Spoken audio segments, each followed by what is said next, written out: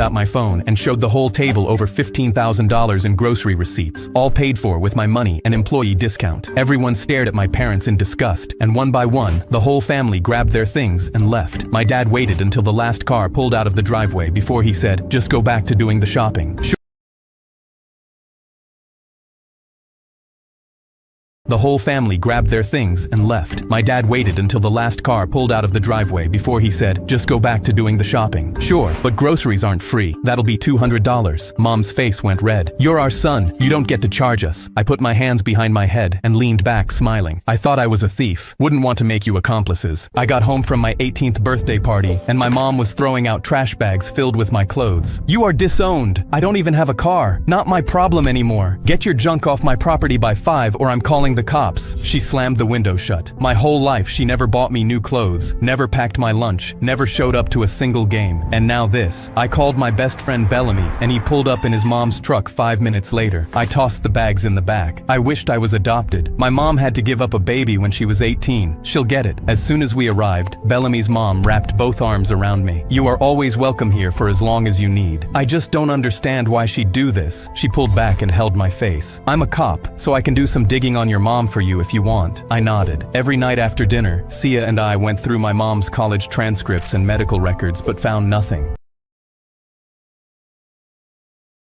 Weeks of dead ends, until one afternoon when Sia walked into my room with her hands trembling. "Are you okay, Mama Sia?" Tears were already rolling down her cheeks. "I found out why your mother did what she did." "How bad?" She grabbed both my hands. "That depends on whether you'll ever trust me again. Your mother adopted you when you were 4 days old." I pressed my back into the chair. "There's more." Her voice broke. "I found your birth mother." "Who?" She looked me dead in the eyes. "Me. I was 18 when I got pregnant with twins. I couldn't take care of you both." "Twins." I turned around. Bellamy was standing in the doorway. My best friend, my brother, my twin. Sia held my face the same way she did that first night on the porch. "Welcome home." Me and my friends played real life among us, and things got crazy. We were all planning our friend's birthday when our idiot friend, Smooth Brain Bradley, started tweaking out. "I don't think this is a good idea. What if someone takes it too far?" We comforted him. "Don't worry. If it's too much, we'll stop the game. I'm not worried about you." When the day came, we were all dressed up when Smooth Brain Bradley started pacing. "I don't think we should do this. Something is bound to go wrong." We made the mistake of ignoring him and just started the game. I started running around doing my tasks when I walked into a dark room. I turned the lights back on. My friend was lying on the ground. A hole in his thigh was pouring with blood. "What the hell happened?" I screamed while putting my shirt on the wound. Someone called an ambulance and we rushed to the hospital. And as soon as the nurses said our friend would be okay, I turned to the group. "How did this happen?" Suddenly, Smooth Brain Bradley jumped out of his seat. "Hey, I told you guys this wasn't a good idea. What did you think would happen?" We all gasped in unison. "Were you the imposter?" He nodded while staring at the floor. "Did you think we wanted the imposter to use a knife?" He nodded again. Our injured friend laughed. "Don't worry, I won't press charges. You may be a little slow, but you're a good dude." I whispered to a dead calculator during an exam and accidentally became a school legend. Calculator 23 died 10 minutes into my AP Calculus exam. Black screen. Nothing. This test was 40% of our grade, and I was staring at a dead machine, so in desperation, I leaned over and whispered, "Come on, buddy, wake up. We gotta do some derivatives together." The screen flickered and came back to life. The girl next to me watched the whole thing. How did you do that?" "I just talked to it." By lunch, she'd told half the school I could fix calculators by talking to them. The next week, someone handed me calculator 14, which had been dead for months. I figured I'd play along, so I whispered, "Activate mathematical functions." It turned on. Now I had witnesses. Freshmen started finding me in the hallway, holding dead calculators like offerings. A month later, the principal called me into her office, and I thought I was done. "I have no idea what you're doing to these devices, but our IT budget has never been lower, so whatever magic you're performing, I need you to keep it up." "It's not magic though. I think they just need to be." "Don't explain it. Mystery is better for morale." I walked out of that office with permission to run a tech repair business. I had no idea how to explain. Senior year, I was sitting at my desk when a kid from the computer lab ran in out of breath. 20 computers just crashed with everyone's final presentations on them, and the teacher is about to cancel everything. "We need you right now." I walked in, and the whole room went quiet. 20 frozen screens and 40 kids staring at me. I walked to the front, took a deep breath, and spoke in the most confident voice I I had. Network systems, acknowledge presence, execute mass recovery protocol. Nothing. 5 seconds of dead silence, and I could feel every eye in the room. Then one by one, the screen started flickering back to life. Every single computer came back online with all the projects saved. The room erupted. They retired calculator 23 at the end of the year. Put it in the trophy case with a plaque that read, "First patient of the calculator whisperer." My school banned water bottles to keep us safe, but it almost killed one of us. I was mid-sip when my teacher snatched the water bottle from my hand and tossed it into a garbage bag saying, "New policy," then moved down the rows and took every single bottle in the room. Half the class started yelling, but then the intercom crackled and the principal's voice cut through. "All water bottles are banned because 3 seniors were caught sneaking vodka into school. If you need water, use the water fountains." Next period, I ran to the nearest fountain and had to wait behind a line of 30 kids. When I finally got to the front, all that came out was a trickle of brown, warm water. I went to drink from the bathroom sinks instead, but other students had the same idea. Athletes who ran 5 miles in cross-country practice drank their own sweat. In just a week, the nurse's office was filled with dehydrated students complaining about headaches. Our parents called the school to complain, but the principal sent out an email saying, "Sometimes safety requires sacrifice." I had enough when a heat wave started that Tuesday, making the hallways feel like a sauna. I knew the confiscated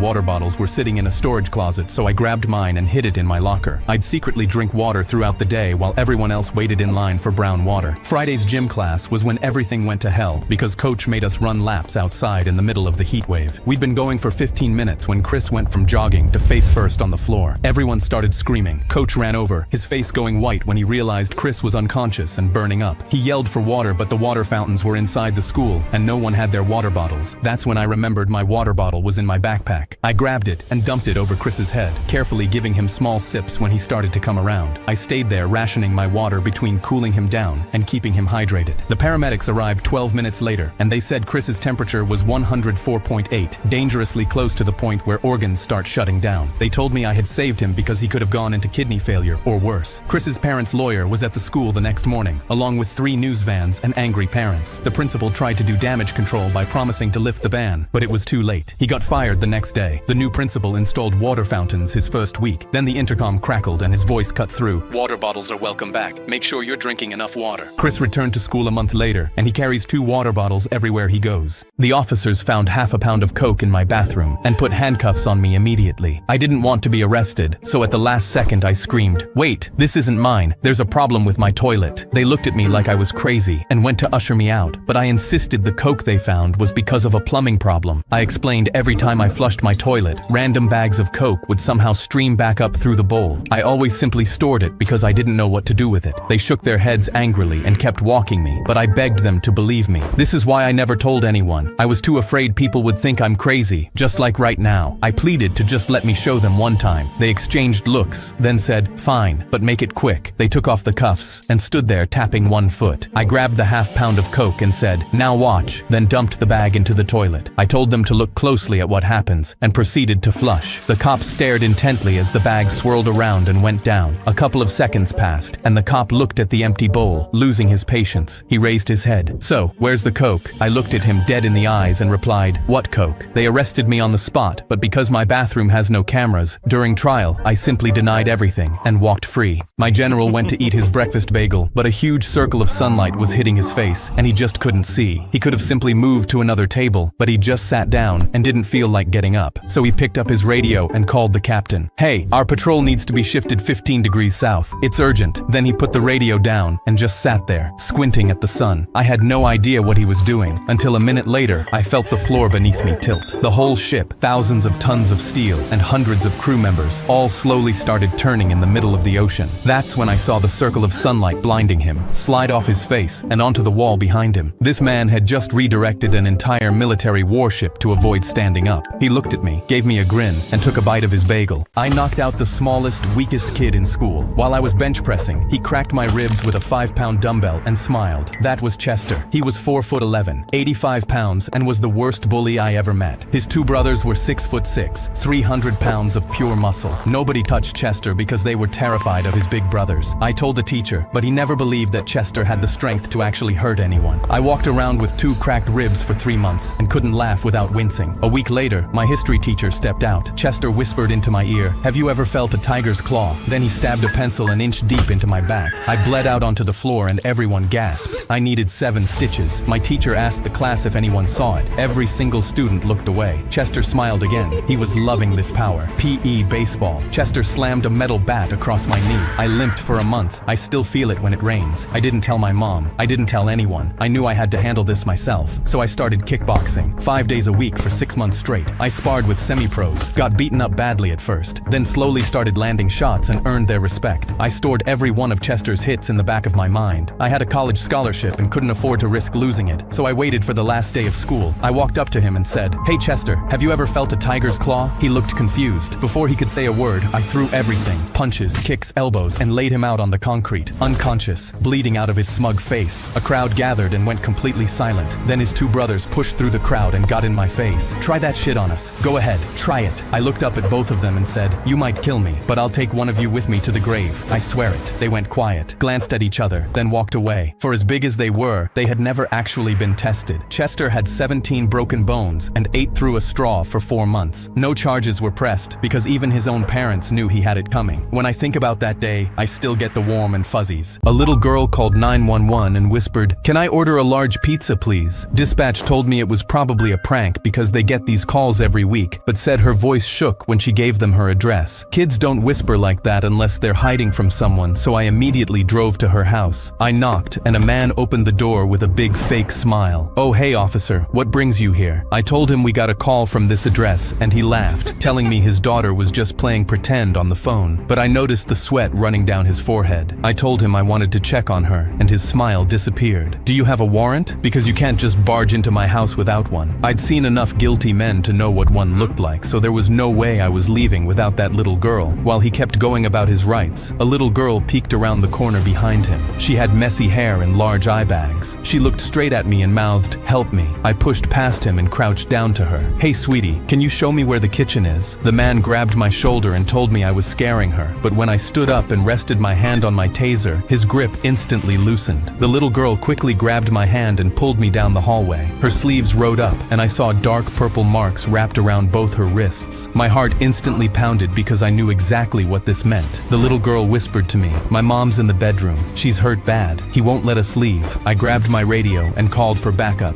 The man heard me and came charging down the hallway. He reached for the girl, but I slammed him against the wall and held him there. He kept swinging and screaming, but I didn't let go until I heard sirens outside. They cuffed him, and I kicked the bedroom door open. His wife was curled up on the floor with a black eye and purple marks down her arms. Her daughter ran past me and collapsed into her. Her mom held her tight and looked up at me. "How did you find us?" Before I could answer, her daughter said, "The lady on Dad's TV ordered a pizza when she was in trouble and the police came, so I did the same thing." My school said a prayer for a girl who faked every injury she ever had. This girl came to school with a different cast every other week. She'd hold her arm out in the hallway and cry until someone signed it. I signed one that morning right before the whole school got called to the gym for an assembly. Halfway through, her mom walked in. She went straight to the director and whispered something in his ear. He picked up the microphone and called the girl down. Her mom leaned in and whispered something, and the girl let out a scream so loud it echoed off the walls. She yelled, "Oh my God," and started sobbing before she even made it to the door. She collapsed halfway there and just kept crying on the ground until her mom dragged her outside. 10 minutes later, she walked back into class with her eyes swollen shut and sat down without saying a word. She put her head on her desk and sobbed through the rest of the day. Nobody said anything. Teachers didn't even ask her to pick her head up.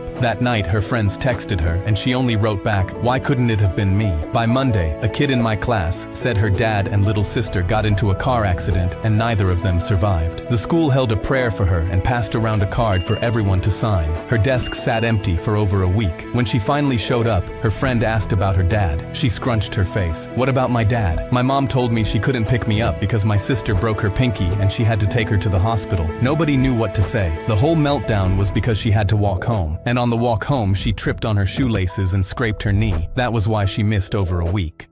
My bully's friend pointed at my lunch tray and said, "Bet you won't throw that out." Jack laughed. "I'm not scared of anything." He grabbed it and tossed the whole thing in the garbage. It was a free lunch the school gave poor kids, and it was my only meal of the day. I stood up to face him, but he shoved me back down. "Your mom mops my dad's floors. You hit me and she's out of a job by tomorrow." I tried to ignore him. Thursday in English class, I was doing the same thing when our teacher stepped out. Jack grabbed my binder off my desk and pulled out the photo of my mom at her citizenship ceremony. "Is this your mom? She's so Asian." He started doing a fake accent. "I so happy to be American. I clean toilet real good now." The class went dead quiet. Jack pulled out his phone and opened his dad's restaurant camera app. He turned the screen toward the class. My mom was on her hands and knees wiping the floor while some guy stood over her screaming about his bill. "She can't even stand up for herself, just like you." My eyes dropped to the teacher's desk. A little red button sat tucked under the edge with a label that read, "Emergency." "You know what, Jack? You're right. You're not scared of anything." He crossed his arms. Obviously, I leaned back in my chair. "There's a little red button under the teacher's desk. Press it. Unless all that big talk is just your dad's money." Jack's neck went red. "Don't talk about my family." He shoved my desk and stormed to the front of the room. Before pressing it, he stood over the button and looked back at the class. Then he did it. The intercom cracked open. "Lockdown. This is not a drill." The door flew open and officers rushed in. They put Jack on the ground while he mumbled something about being forced to press it, but no one was listening to him anymore. He was expelled, and as punishment, Jack's dad made him work at the restaurant all summer. I walked past the window and saw him mopping the floors. My grandma got a barbecue grill for her birthday and smiled, because cooking for her family meant the world to her. But sadly, her barbecue didn't taste good at all. We never said anything because it made her so happy, until one day, her neighbor tried her ribs. He was a food snob and made a disgusted face, then posted in the neighborhood Facebook group, calling grandma's ribs disgusting dog food. She sat on the couch and looked at me with tears in her eyes. Maybe he's right. Maybe I should stop cooking. I wanted to console her, but before I could, I saw the neighbor had made another post. He was challenging our grandma to a barbecue cook-off, simply to show his ribs were much better than hers. He was trying to humiliate her. My grandma shook her head saying no, but I said, "Cooking is your dream, and we shouldn't let dirtbags get in the way of our dreams." She looked at me and said, "Fine, but if I lose, I'm selling the grill." I knew I couldn't let that happen, so the next week, I secretly traveled to barbecue cooking classes each day, learning as much as possible. The night before, the neighbor posted again, all about how he couldn't wait to destroy grandma. I looked up and saw her carefully prepping her ingredients with shaking hands. After she went to bed, I wrote out instructions for the perfect ribs and stuck them to her bowls. This was her only chance. But the next day, the cook-off started, and I instantly noticed her instructions weren't there. I looked around and saw the papers crumbled in the neighbor's pocket. I went pale, realizing he'd stolen them to make sure he could fully embarrass her. I looked at grandma, at her hands trembling with every step, and knew she had lost. The ribs were done, and it was time to taste. I tried his first, and unfortunately, they were really good. He grinned at me, saying, "Don't get sick when you try hers next." I looked over at grandma's hopeful face, and my heart shattered. I bit into her ribs, not expecting much, but somehow they were actually incredible, even better than his. The smile instantly drained from his face as he grabbed grandma's ribs. Holy crap, these are actually so good. I stared at grandma, wondering how she pulled this off, but she just winked at me. "I saw what you were doing, and thought, if he's trying so hard for me, I should try for myself too." I hugged her, then took a picture of our neighbor devouring grandma's ribs like a starving animal, and clicked post on the Facebook group. I woke up to the sound of something banging, and when I sat up, I saw one of the guards hitting my cell. He was in his 70s, and when I looked closer, he started clenching his chest and was struggling to breathe. All of the inmates loved him. He wasn't like any of the other guards. He would always sneak us extra food, and during holidays, he would buy us books and movies to watch. He started gasping for air, and by the time I realized what was happening, he was now on the floor having a heart attack. I instantly started calling for help, but none of the other guards were nearby. The entire block started waking up, freaking out, doing anything we could to get someone's attention. "Help! We need help!" But by then, he had stopped breathing, and we knew we had to act fast. He was close enough to my cell, and I knew I had no other choice. I did something strictly against the rules, and grabbed his key card. I let myself out, and as soon as we could, someone did CPR. We all stood around, praying it would work. We took off our shirts and grabbed pillows for him to lay down. But as the inmate slammed on his chest, trying to bring him back to life, we thought he had to be gone. I saw some of the toughest guys I've ever seen tearing up. He was everyone's favorite officer, and we were all emotional. One of the biggest inmates knelt down next to him, hitting his chest in anger. "Please, wake up." And just as he slammed his fist into his chest, he shot up. He was breathing, gasping for air, and none of us could believe it. The medical team rushed in, and by some miracle, he survived. And since we saved his life, we all got our sentences reduced. I was at work when my daughter texted, "Dad, we have a student teacher, and she doesn't believe peanut allergies exist. Dad, she's pouring peanut dust all over over my desk. Please help, I'm in room 88. She's taking our phones. I sprinted to my car and floored it. My mind was racing with everything her allergist told me. She only had 6 minutes before her organs shut down. The school was 4 minutes away. I called 911 doing 90. My daughter's teacher locked the door and is feeding her peanuts. She could die. The operator cleared her throat. Sir, is the teacher threatening her with a weapon? She's poisoning her. I'll dispatch a unit, but this sounds like a medical call. Let me transfer you to... I hung up and kept my eyes on the road, counting the seconds I had left to save her. And when I finally got to the school, I screeched into the parking lot and ran past the front desk. Sir, you need to sign in. I ignored her until I found room 88. When I heard kids screaming on the other side, I pounded as hard as I could. Open this door, now! The student teacher's voice came through. We're in the middle of a lesson. These children need to learn that allergies are all in your head. But underneath the screaming, I could hear my daughter. Dad, please, I can't. 6 minutes had already passed. I tried throwing my shoulder into the door until red poured, and it gave the receptionist enough time to catch up. Sir, you are destroying school property. My daughter is dying on the other side of this door, and you're worried about a door? She didn't move. So I ripped the fire extinguisher off the wall, and teachers stood in the hallway watching as I swung until it broke off. I kicked the door open, and on the floor I saw my daughter. The student teacher was standing over her, still holding that bag of peanuts. See? Classic psychosomatic response. I dropped to my knees and jammed an EpiPen into her thigh. Ophelia, Ophelia. Her eyes were open, but they weren't looking at anything. When the paramedics finally arrived, they pulled me off her. She's not breathing. One of them ripped her shirt and pressed 2 pads to her chest. Clear. Her body jumped.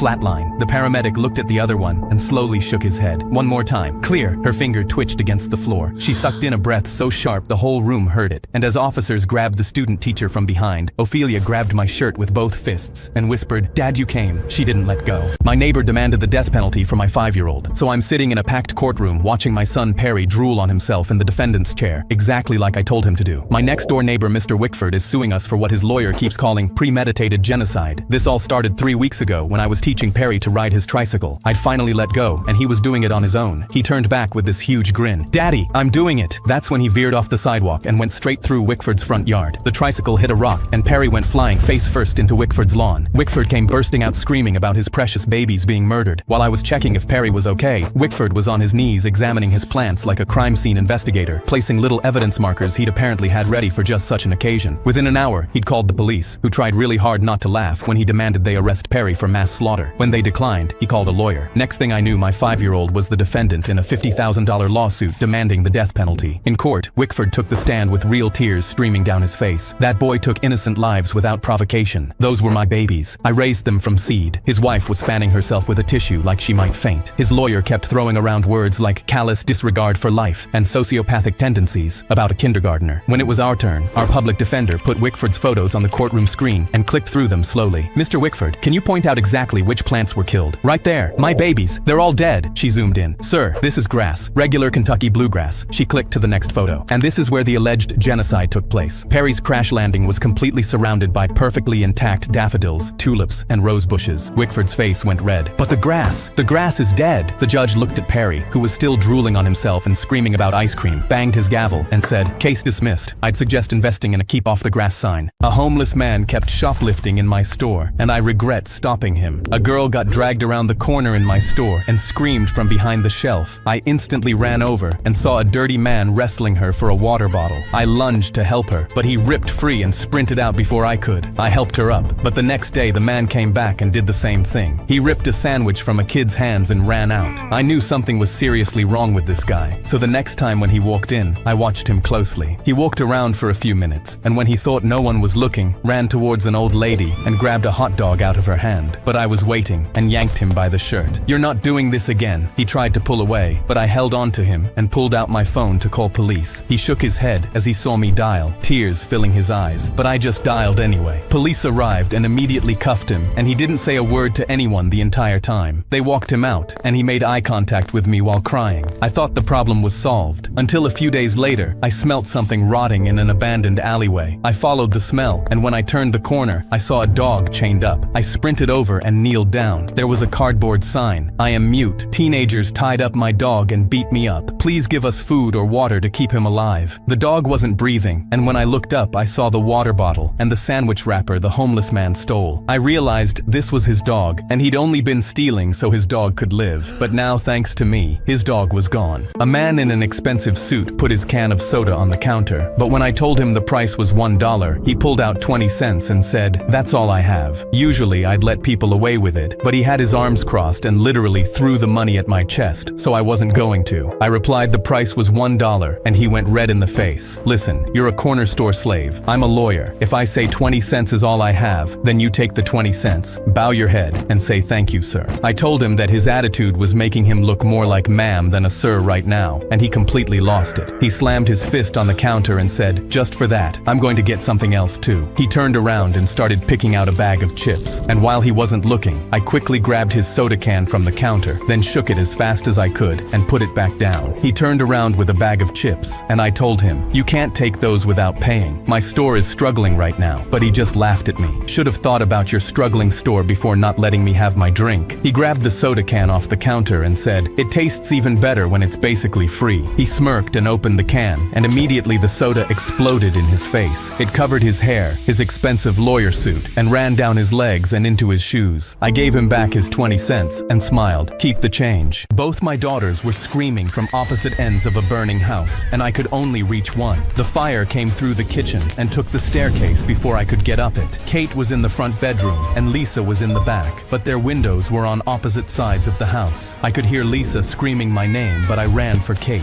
She was 4 and was closer to where the fire started, and I'd taught Lisa what to do in a fire: cover your face with something wet. I climbed the oak tree outside Kate's window and kicked the glass in. The smoke hit me so hard I couldn't see. I dropped to her floor and crawled toward the sound of her coughing until my hand found her leg. I put my face against her chest, and she was barely breathing. I grabbed her and climbed down one-armed, slipped near the bottom, and hit the ground with her on top of me. I laid her on the grass, but when I stood up, the fire had spread to Lisa's side of the house, and I couldn't hear her screaming anymore. My legs almost gave out. I knew I had to get to the other side, but the garage was already on fire and the ladder was in there. I just stood there. I didn't know what to do. I could feel the heat hitting my face from 20 feet away, and I knew every second I was standing here was a second she was burning. That's when I saw the back fence. I ripped a plank off and stacked it on the trash can under her window. I knew it wouldn't hold me, but I didn't have anything else. I started climbing, and the whole thing bent under my weight with every step. I grabbed the window frame to pull myself up, and glass sliced both my palms open, but it didn't matter because whatever I was feeling, she was feeling 10 times worse in there. The entire floor was on fire, and the smoke was so thick I couldn't see more than a few feet in.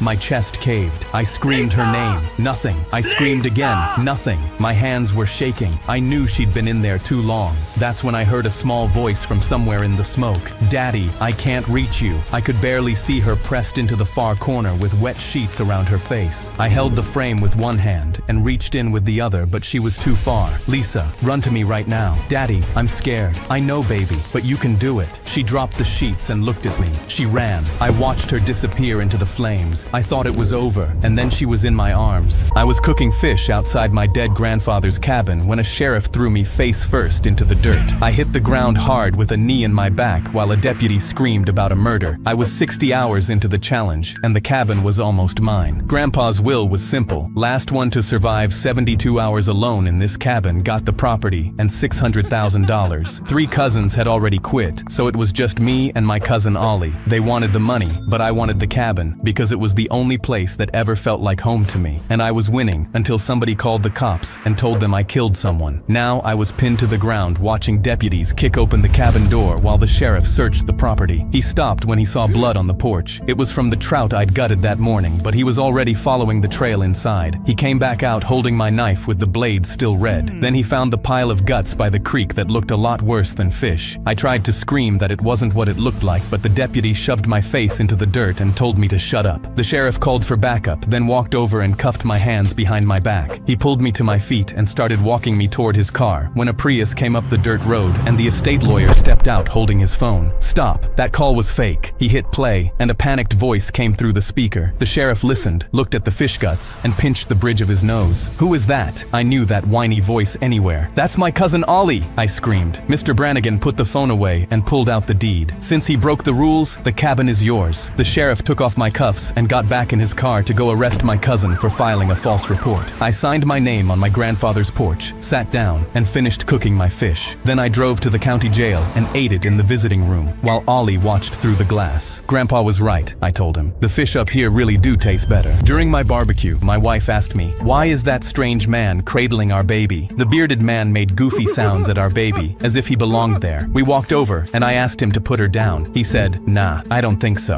I told him to put her down right now. He shook his head, smiled, and said, "Today is going to end really badly for both of you, and there is nothing you can do about it." We were speechless. My friends formed a semicircle, shocked. He looked at my wife and said, "Does the name Jack 69 mean anything to you?" It took her a second, then it clicked. 2 years ago, someone called pretending to be the IRS. My wife figured out the scam fast, tracked the number through my uncle's FBI contacts and reported him. He got arrested, 6 months in prison. His father had to spend $40,000 in life savings to bail him out. He glared at us and said, "I want the 40,000, wired, right now, or things are going to get extremely violent." He raised our baby above his head, as if he was going to slam her down. Our baby started crying, pure fear in her eyes. I told him, "Take it easy, I have the cash inside." I went inside with my wife and told her the plan. I take out his legs. She grabs our baby. I stuffed a suitcase with toilet paper and carried it out. My friends were waiting for the signal to pounce. I signaled to my wife. She lunged for the baby and rescued her. I threw my entire body like a bowling ball into his knees, heard the crunch on impact. He swung at me and I headbutted his fist by accident and snapped his wrist. Bone popped out. I straddled him and genuinely said out loud, "I don't think I've ever been this excited about anything in my life." He looked up at me and my friends closing in and said, "Please, I have a heart condition and I'm fragile. Not as fragile as my baby, you piece of shit." We beat him as close to the edge as we could without crossing it.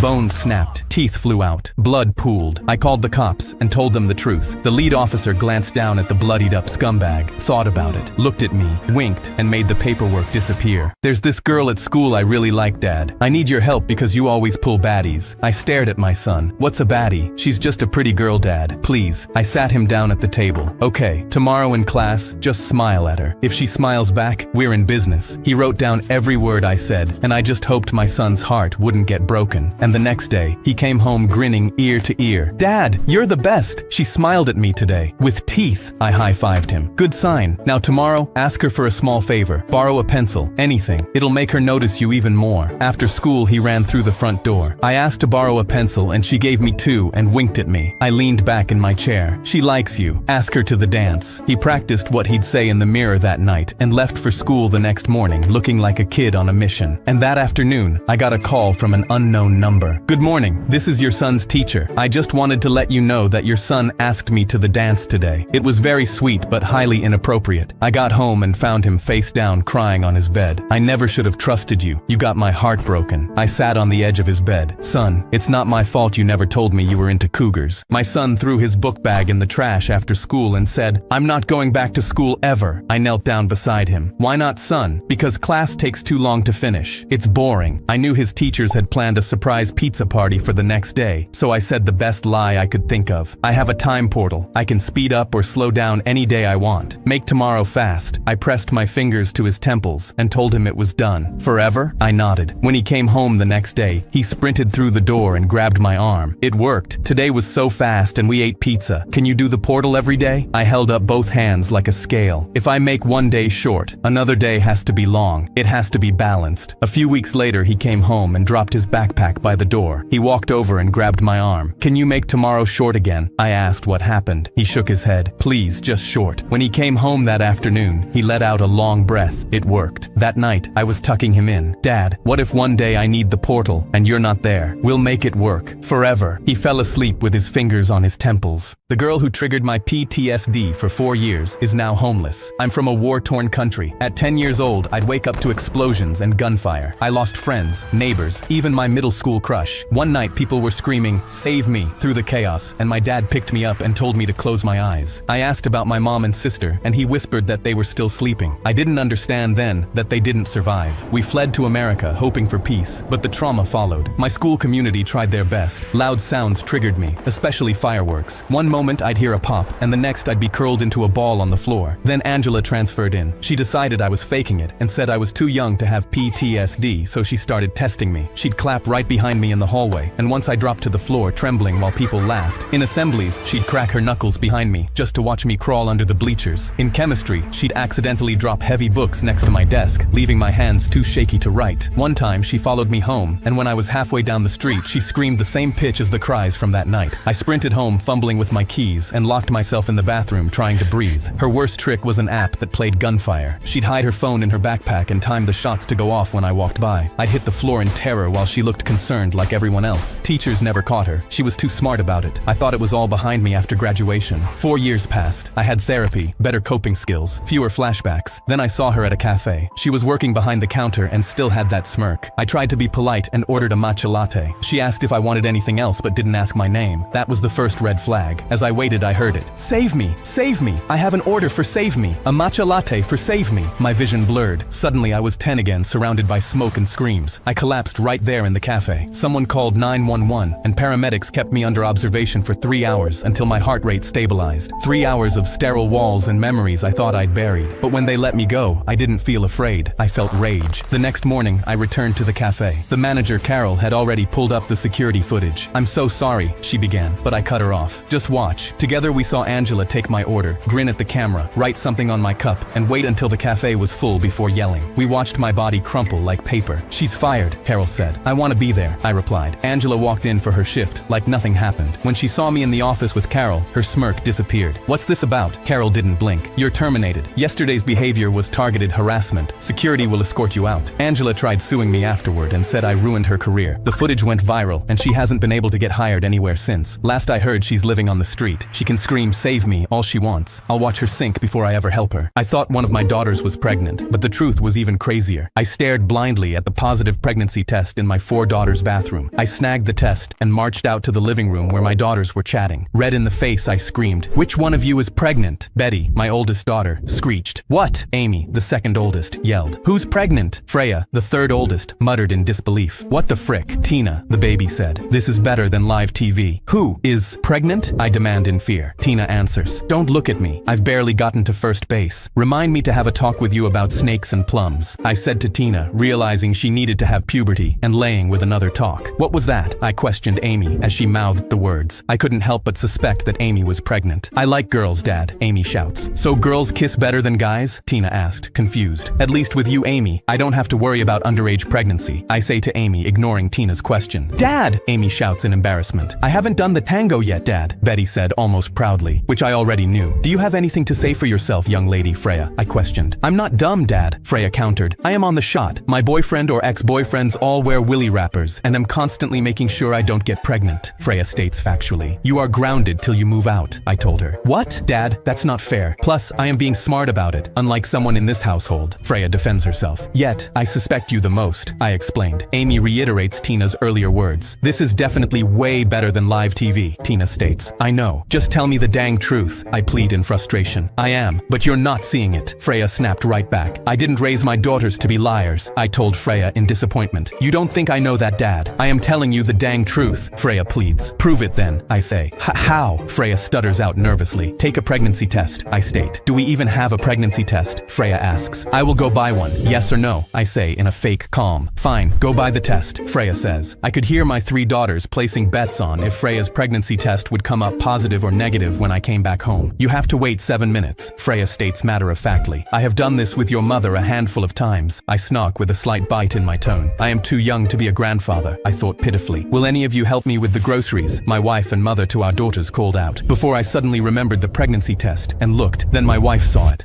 Guess you found my positive pregnancy test," I gasped at my wife as it clicked. My wife was pregnant. Then I looked at the pregnancy test on the counter. That was technically Freya's. "You're both pregnant?" Freya faints. Miranda gasps, and I stand in the middle of the kitchen. Tina, Amy, and Betty, as one states, definitely better than live TV, and all I can smell is popcorn. My son Dex is autistic. He's also the best 11-year-old with a pair of nunchucks you'll ever meet. 4 hours a day, every day, rain or sunshine, drilling combinations in the backyard until his palms bleed like a mini Bruce Lee. Everyone had opinions. "That's not healthy. He's autistic. He could snap. You're enabling dangerous behavior," but I never listened. My kid found something that made his brain quiet, something that made him feel powerful in a world that constantly made him feel small. Then came Iris, autistic too, same class. They found each other when Iris panicked over a math problem, and Dex explained it using nunchuck logic. That day they traded snacks because certain textures were wrong to both of them. 2 weeks in, Dex called Iris his girlfriend. At 11, that looked like holding hands at recess and sharing a table at lunch, until a 14-year-old named Andy decided Iris belonged to him. It started with words. He'd block her path between classes. "Why are you wasting yourself on that twitchy freak?" Iris told Dex. Dex told me. I told the school. The principal said he'd monitor the situation. Soon, Andy was following Iris home, waving from across the street, blowing kisses, making disgusting gestures. Dex walked with her every day. Andy kept his distance when Dex was around, but Dex couldn't be around all the time. 3 weeks later, Iris stayed late for a group project. Dex had a dentist appointment. She walked home alone. Andy was waiting. He caught her behind an alleyway and slammed her against the brick wall, told her she was going to be his girlfriend whether she liked it or not. She said no, so he broke her nose. When Dex found her, she was sitting on the curb, blood on her shirt, eyes swollen, shaking so hard she couldn't speak. He sat next to her. "I'm going to fight him for you, but he's bigger than you." Dex hugged her. "He's not as big as a dinosaur, and I'd fight a dinosaur for you." Iris's parents filed a report, showed the principal photos of her face, medical records from the ER. Andy got 3 days suspension. From that day forward, Dex trained differently. 6 hours a day, strikes, blocks, counters. He started carrying his nunchucks everywhere. I asked him why. "Because he's coming, and when he does, I'll be ready." When Andy returned, he started threatening Dex, texted photos of our house, sent messages about what he'd do to Iris. Then he got a gun, his older brother's pistol, brought it to school, showed it to Iris in the bathroom, pressed it against her cheek, and told her the only reason she was still alive was because he wasn't done with her yet. She was too scared to tell teachers, but she told Dex. That night, Dex didn't sleep, just sat in his room, nunchucks in his lap. Saturday afternoon, Dex and Iris were playing video games. My wife and I needed groceries. Quick trip, 15 minutes. Don't answer the door for anyone. We rounded the corner. Our back door window shattered. Andy was inside the house. "Iris, come out, come out." Dex grabbed her arm, shoved her toward his bedroom. "Closet, lock it. Don't open until I say. Dex, go." She ran. He heard the lock click. Dex walked to the corner of the living room, reached behind the couch, pulled out his nunchucks. Andy's voice floated through the house. Sing-song. "I know you're here, Iris." He rounded the corner and saw Dex. Andy raised the gun. "Move, freak." But Dex was already swinging. His nunchucks caught Andy's wrist before he could react. Bone cracked. The gun clattered under the radiator. Andy grabbed his wrist, screaming. Second strike. Ribs. Andy folded over. He tried to lunge. Third strike across the knee. He dropped face first into hardwood. He crawled toward the gun.